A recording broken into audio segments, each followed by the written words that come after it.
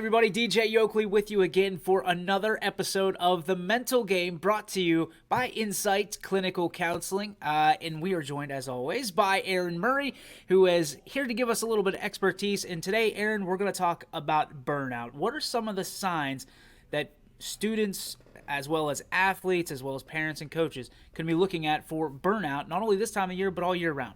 Right, absolutely. It's really important this time of year with the holidays coming up and along with COVID too, to just be aware of those signs. Some of the signs are they would be feeling like withdrawn or angry and loss of interest in the sport, just potentially even a decrease in appetite or sleeping a lot, not wanting to just like be active, even participating in holiday things or with a family, thinking like, I wish I was anywhere but here, but having to be at that practice, or feeling trapped and resentful of the sport. This thing that you used to love is now a burden for you to have to go and be a part of.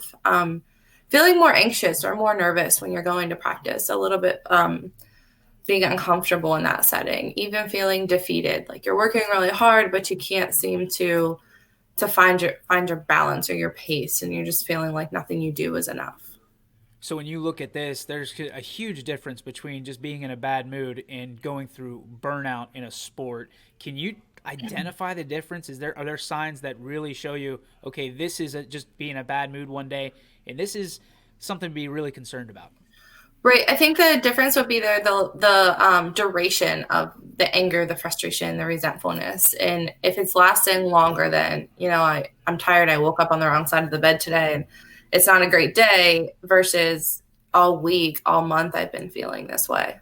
Are there a lot of student athletes out there, or students in general, that are feeling this way? Because I know from my standpoint, every time winter comes, there's kind of that general feeling of defeat because everything's dying and there's no sunshine, a lot less of the vitamin. It was D or C? I forget. I always get those. Yeah, vitamin D. Yeah, vitamin D. So I mean, is there a way to identify that and just make sure that it's not just this time of the year for everybody?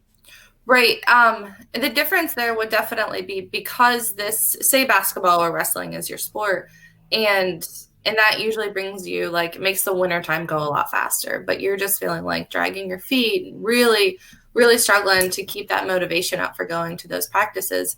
And two, like a tip there would be this past weekend was fairly nice in the area, to go outside, do something, go for a walk, play basketball at the park, do something that even though it's winter time, you can still be active and getting outside, getting some sunshine. We talk about student athletes going through burnout. Coaches and parents can also do the same. What are some of the tips you would have for them, or identifiers for them?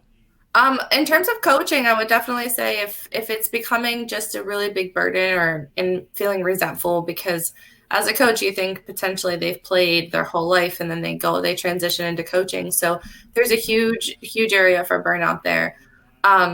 Maybe take a season off. Step back as a volunteer, taking that pressure off yourself of saying like, 6 days a week you're at practice, and day 7, maybe you're still thinking about it. You're watching game film. You're doing something involved in that sport. Go in as a volunteer and maybe think, I'm not feeling so much pressure with that. All right, we've talked about the signs of burnout. Talk to me about coping with burnout and some ways to deal with it for those at home. Right, coping with it. One would just be sharing that, because sometimes those seasons can be really long. I know you had just mentioned with COVID, lots of games are being pushed in a really small amount of time. So sharing that, everyone's probably feeling that overwhelming sense of like, this is a really long season in a really short amount of time. So maybe you play kickball at practice one day and it's just a practice to just have fun.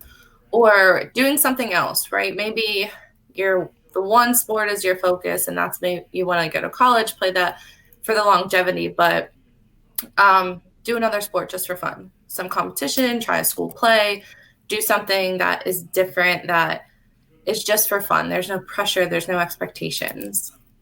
So one of your tips actually for coping is also to practice self-care. Take time to learn about yourself, not feeling so lost without the sport. I think this is, we talk about this a lot, you and I, off the screen. Sports can be an identifier. It can be a real kind of, this is who I am. you ask, coaches and sometimes student athletes to take a year off. Do you think that's a challenge? And what kind of payoff is that? Because it's always risk reward. If I take this year off, what is it going to mean for me down the line? But it could be some mental balance.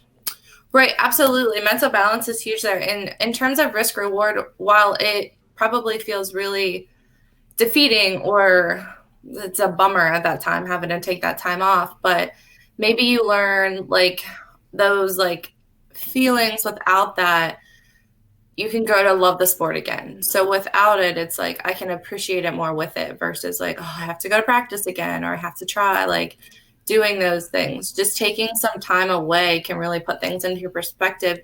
And instead of taking it as an identifier of yourself, you take it as like a fun thing, a part of your self-care versus your entire life. So it's not Valentine's Day yet, but what you're saying is absence can make the heart grow fonder. I was actually thinking that, but I couldn't think of the words there. Yeah. I love it. All right. It is now time for everybody's favorite part of our show. It is the tip of the week.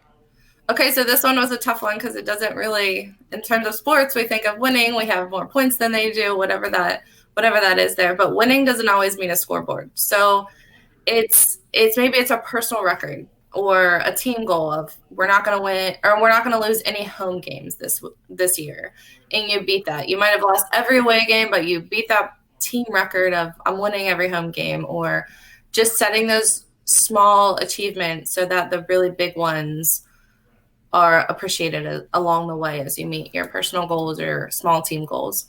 Love it. And in a world of everybody's trying to win everything and stack those trophies up in the trophy case, not always on the scoreboard, you can take those home with you. Right. Erin, thank you so much. If you want more from Erin and her team, you can utilize this banner here, Insight Counseling at protonmail.com. Also, you can call them at 234-567-4660. Insight Clinical Counseling and Wellness with 2 locations here in Columbiana County, one in East Liverpool and one in Salem. Erin, Merry Christmas.